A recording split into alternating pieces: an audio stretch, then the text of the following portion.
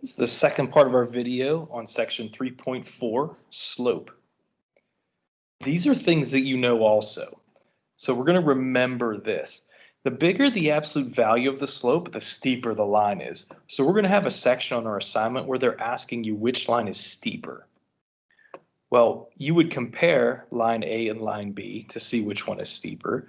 Whichever number here, or fraction, is bigger, has a bigger slope. So 2/3 is bigger than 1/2, so line A is steeper than line B. Now we're going to compare line A with line C. Notice how line C has a negative slope. That just means it's going, whoops.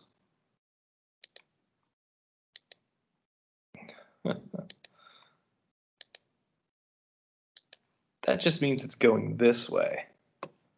If it's positive, that means it's going this way. Remember, we talked about that last time. So the direction of it has nothing to do with how steep it is. Okay, so we kind of discard the negative. When you take the absolute value, you're not paying attention to any of the negatives there. It makes it positive. What's bigger, 2/3 or 3/4? Okay, well, you can see here, the absolute value of 3/4 is just 3/4, and that's bigger than 2/3. So line C is steeper than line A. They want us to use this formula to find the slopes in a coordinate plane. Well, I can see this yellow line right here is horizontal, so I'm going to say that the slope for line C is 0. I can also see that line D is vertical, so I'm going to say that its slope is undefined.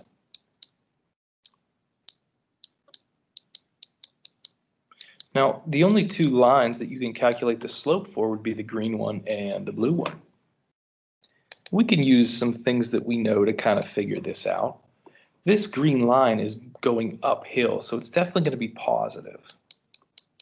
And they want us to use the formula, but I'm actually going to show you a different way to find slope besides actually using the formula. We can count. So notice how we have this point on the line and this point on the line. We can count the rise. 1, 2, 3, 4, 5, 6 units up. And 1, 2, 3, 4, 5, 6, 7 units to the right. We went up and to the right. Up and to the right, both positive. That makes sense. Remember, we said the slope had to be positive. Now, that's a different story for the blue line.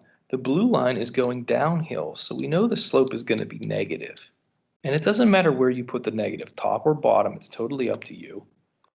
We're going to go from this point to this point counting. So we're going to go down first.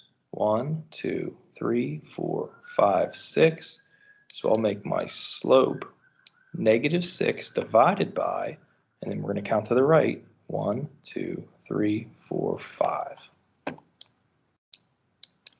We went down and to the right. So one of them's negative, which makes sense because we said the slope was going to be negative for the line.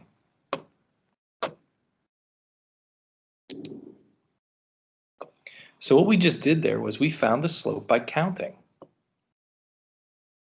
So if you're going from point A to point D, you would count up 3 and 6 to the right. So in this particular example, the slope of this line is 1/2. Up 3, 6 to the right. 3, 6 equals 1/2. Now, if you pick two different points from the same line, like point F and point B, and you went in a different direction even, we went up and to the right, if you go down and to the left, notice how that gives you two negatives, which again give you a positive. We went down for 8 to the left. So that gives you positive 1/2. You could have also picked 2 points that were closer together, like point C and point E. You would go up 2 and 4 to the right to get to that point. It reduces to 1/2. So really what's happening there is it doesn't matter which 2 points you pick. Pick any 2 points you want and count the rise and the run. Slope is constant along the line. So if I would go with something even more different than this, what color could I do? Maybe we'll go with this brighter green. How about I just go from point A to point B? Notice I'm going up 1 and 2 to the right. That's the same thing as 1/2. Find the slope by counting. Well, this number 2 is really easy. I can immediately see it's vertical. So the slope is undefined.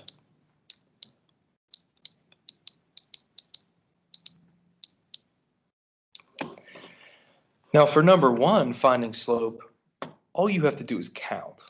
And that's really, really easy. Now we know that this is going downhill, so you're going to get a negative slope. So from this point to this point, we're going to count down. 1, 2, 3, 4, 5, 6, 7, 8, 9. We went down 9, so putting a negative 9 for the rise. And then we're going to count to the right. 1, 2, 3, 4, 5 to the right. Negative 9/5 is your slope. Some of you may have counted 5 to the right and down 9. That's the same thing.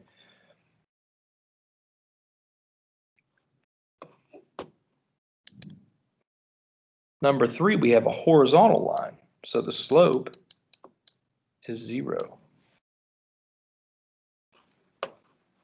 For number 4, notice how they give us numerous points to choose from. It's up to you which 2 you pick. I'm going to count up 1, 2, 3, and I'm going to count to the right 2. So the slope of this line is as simple as counting. I went up 3 and 2 to the right. So my slope is 3/2. So just keep this in mind. The slope, that's what that lowercase m is. That's the steepness of your line. It's the same or constant everywhere along that line. That means that the choice of points you use to find the slope of the line does not affect the slope. Pick any 2 points you want.